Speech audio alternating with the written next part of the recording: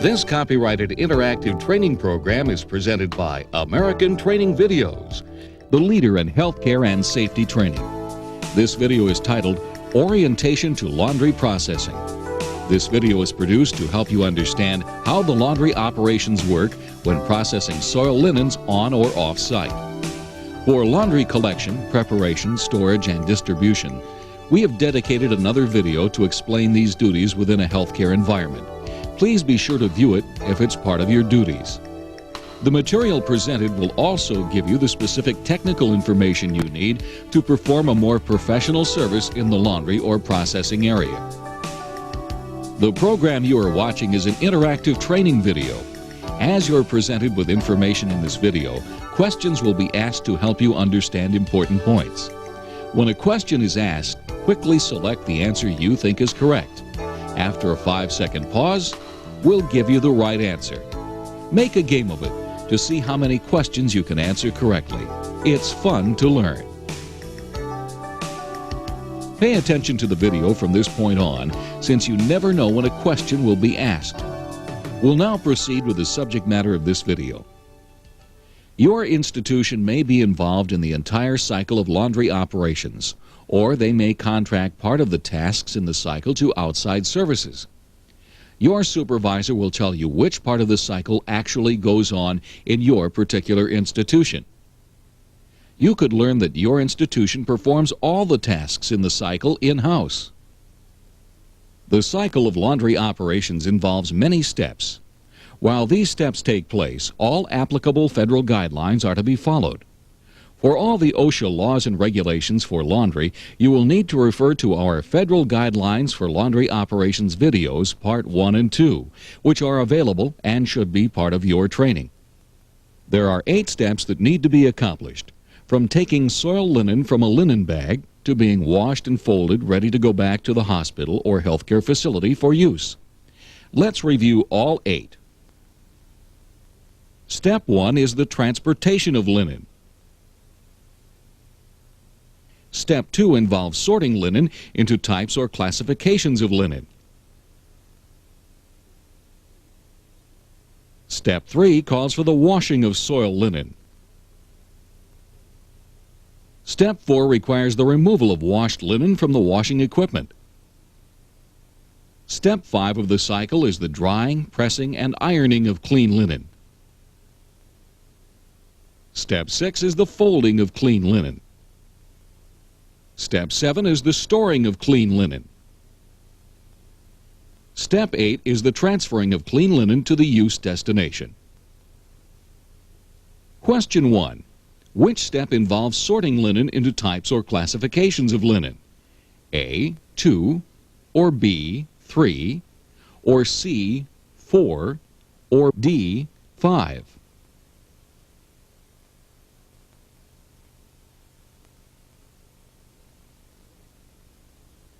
You're right. A indicates that sorting linen into classification is step 2 in the laundry cycle. Next, we will review each step of the cycle in more detail. The method of transporting linen depends on the size and type of institution that you're working for, whether or not the linens are processed on-site or off.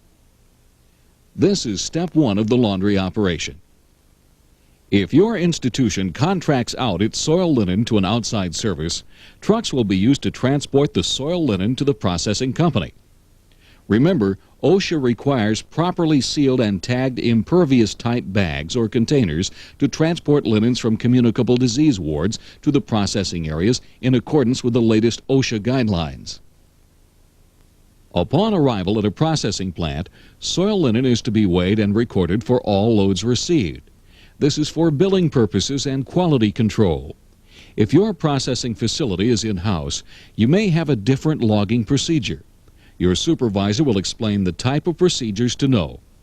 Be careful when handling the laundry bags. When bags are being transported, usually they will be in carts and should remain in carts until they arrive at the sorting room or area. Question 2. Linen from communicable disease wards must be properly sealed and tagged in impervious-type bags in accordance with the latest OSHA guidelines. A, true, or B, false?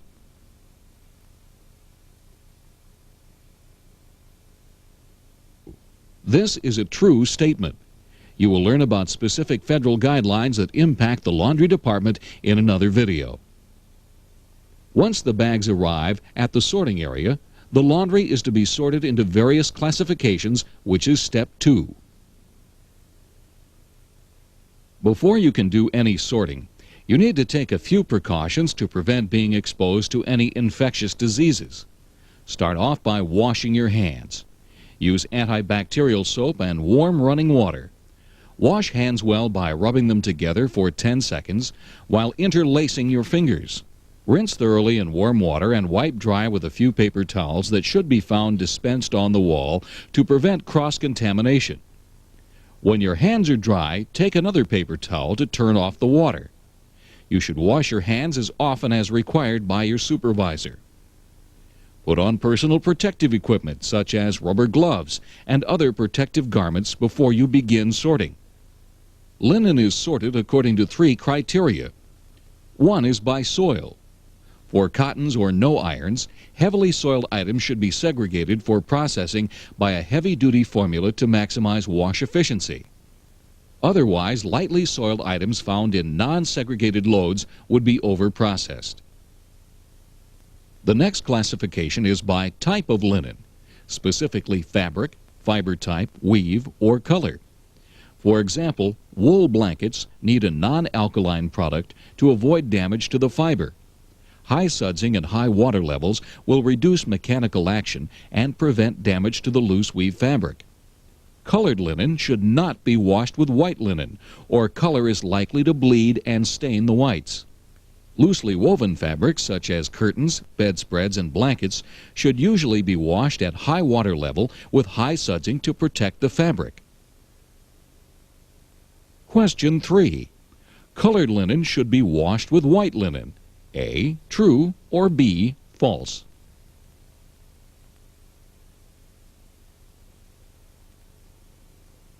This is clearly false. Colored linen is likely to bleed and stain white linen, and therefore must be washed separately.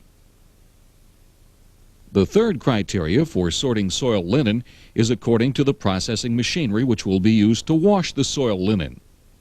Towels should be washed separate from other no-irons, which require much shorter extract and drying cycles. Linen which will go directly into dryers should be pre-sorted from that which will go to flatwork ironers. Uniforms which will go to presses or steam tunnels should also be separated. Linen that tends to tangle, such as aprons and gowns, should be sorted and processed in nylon nets to prevent tangling. There are other definite advantages to pre-sorting linen than post-sorting after washing, as illustrated in the next examples. Linen after washing and extracting is roughly 50% heavier due to moisture retention. Therefore, it should be pre-sorted because of its absorption factor. Sorting by time, such as wash time versus dry time, is another important consideration. Pre-sorting establishes more efficient utilization of wash formulas, which equals less waste. Wash formulas must be set up to handle the heaviest soils when sorting is done after washing. Otherwise, results will suffer, resulting in lost production. You can also pre-sort by efficiency. Sorting can be engineered into the operation through the use of monorails, slings, and chutes to speed up the process. Chemicals are another reason to pre-sort. Various soil classifications require different types and quantities of chemicals. Question 4. The laundry process is more effective when laundry loads are properly pre-sorted. A, true, or B, false?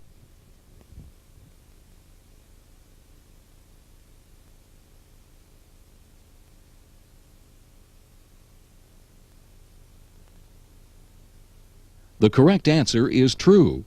Pre-sorting saves time and energy. The next step in the cycle of laundry operations is the washing step. Institutional laundry machines come in a large variety of shapes, sizes, and degrees of automation. They all have in common the use of washing procedures, washing cycles, and types of laundry supplies. The information which follows is a summary of the wash steps in normal sequence, which are used in most processing facilities. The first wash step is referred to as the flush. Here, water wets the linen and dissolves water-soluble soil to reduce soil load in the following sud step. High water levels are always used with medium temperature water for a duration of 1 to 3 minutes long. The second wash step has to do with suds. This is the actual washing step where detergent is added. Low water levels are typically used with hot water for a duration of 5 to 8 minutes long. The next wash step has to do with bleach. This involves the elimination of stains that the detergent was unable to remove. For this step, a low water level with hot water is typically used for a duration of 5 to 8 minutes long. The next step in the wash cycle is called the rinse procedure. Rinsing rids linen of detergent and soil. 2 to 4 rinse steps are completed using a high water level with the water temperature dropping with each subsequent rinse and lasts from 1 to 3 minutes. The fifth step in the wash cycle is referred to as the sour and soft step. This is a conditioning step which uses fabric softener and sour. It brings the linens down to a safe pH level. Usually this step uses a low water level with medium temperature of approximately 110 degrees for a duration of 3 to 5 minutes. Question 5. In which step of the washing process is detergent added? A. Step 2, B. Step 3, C. Step 4, D. Step 5.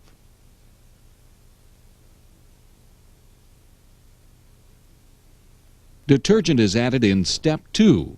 A is the answer. The sixth step in the washing cycle is called the extract step. The goal here is to remove the moisture content of linen by 50%. Keep in mind that 100 pounds of dry linen will retain about 50 pounds of water after extraction takes place. This happens in 1 to 12 minutes depending on the extractor diameter, its speed, and the type of linen being serviced. There are some special, less frequent steps that may be employed as part of the wash cycle. One we will refer to as the break. The break occurs after the sud step. It is done with a low water level with medium to hot water for a duration of 3 to 7 minutes. The product used is highly alkaline, which is added for the purpose of breaking loose certain saponifying soils and relaxing the natural spiral of cotton fiber. The other not too often used step in the wash cycle is called the intermediate extract step. Here the machine spins soil-laden detergent solution out of the linen, usually after the first rinse step. This aids rinsing and may reduce the necessary number of deep water rinses. Usually 1/2 to 2 minutes are needed for the intermediate extract step. This step is not to be employed on no irons unless the temperature of the linen is less than 120 degrees Fahrenheit. Temperatures are also basic to the array of various machines. Usually the temperature is dependent on the temperature of the house water, which is dependent on the heating and storage capacity and also to some extent the climate of the area. The hot water heater and storage tank should be able to produce and maintain an ample supply of 140 degree Fahrenheit water, and preferably 160 degree for the laundry operation. Many laundries have supplemental steam injection for boosting the temperature in the wash wheel. Question 6. During the intermediate extract step, the machine spins soil-laden detergent solution out of linen. A. True, or B. False.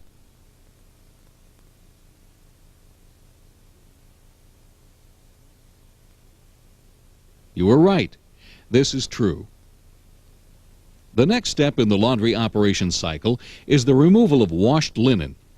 After the linen has been washed, it goes through an extract process for removing up to 50% of the moisture.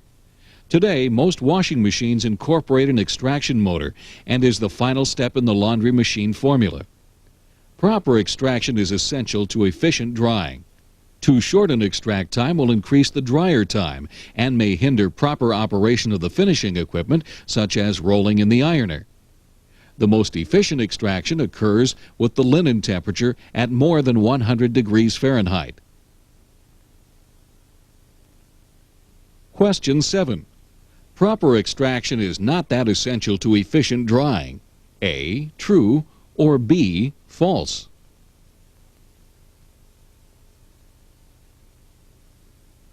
This is false.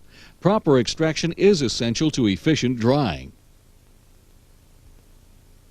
Step 5 of the laundry operation cycle is the drying, pressing, and ironing of clean linen. Linen to be dried include towels, washcloths, diapers, and other no-iron items. These items are referred to as tumble work. Linen to be pressed include uniforms and other similar items. These are pressed in special uniform presses. Uniforms made of 65% polyester and 35% cotton are steam treated to remove wrinkles in the steam tunnels or cabinets. Linen to be ironed include sheets, pillowcases, and napkins, which are referred to as flat work pieces. Ironers vary widely in size, speeds, and degrees of automation. They generally utilize steam heat. However, gas heat is also sometimes used. Some of the smaller ironers may be electrically heated. The outlet end of the ironer, where the finished product ends up, is a good place to determine the extent of stains and or the number of poorly ironed pieces being made. They are called rejects. Dryers vary in sizes, with the larger type being referred to as tumblers.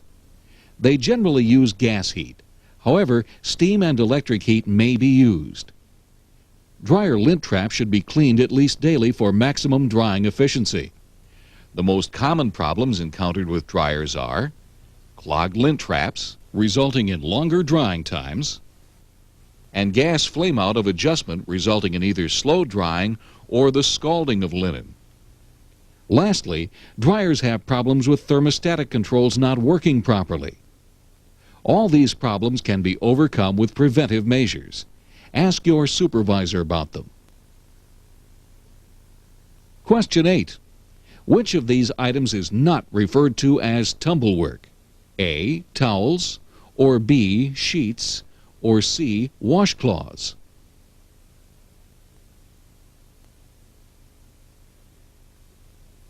B is the answer.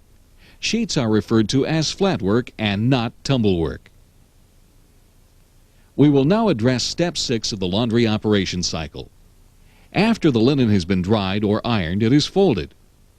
Automatic folding machines are available for both flat work and tumble work. However, it is usually done manually in smaller laundries.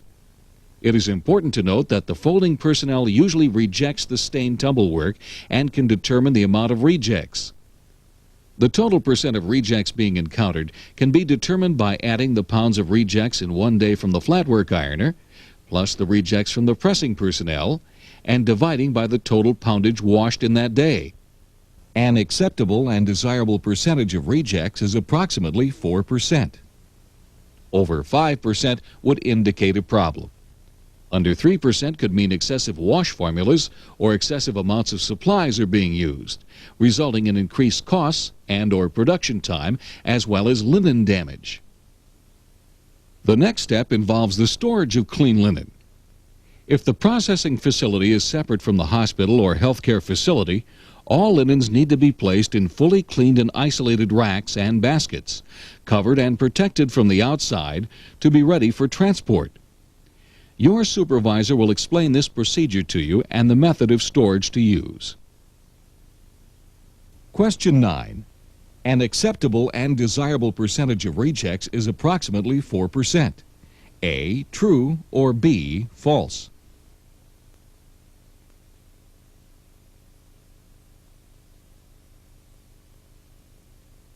%4 is the answer.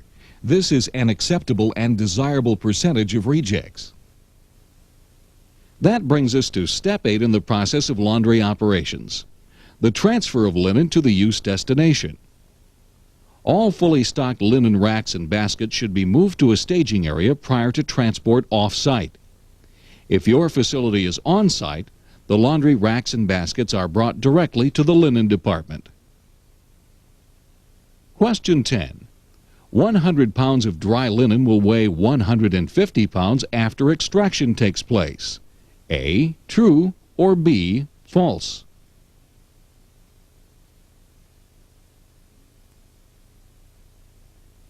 This is true. If your washed and extracted laundry weighs about 50% more after the extraction step, it will be on target for optimum laundering results. We have now reviewed briefly each step of the laundry process. If you have any questions about your particular institution, please ask your supervisor. This is the end of this video. Thank you.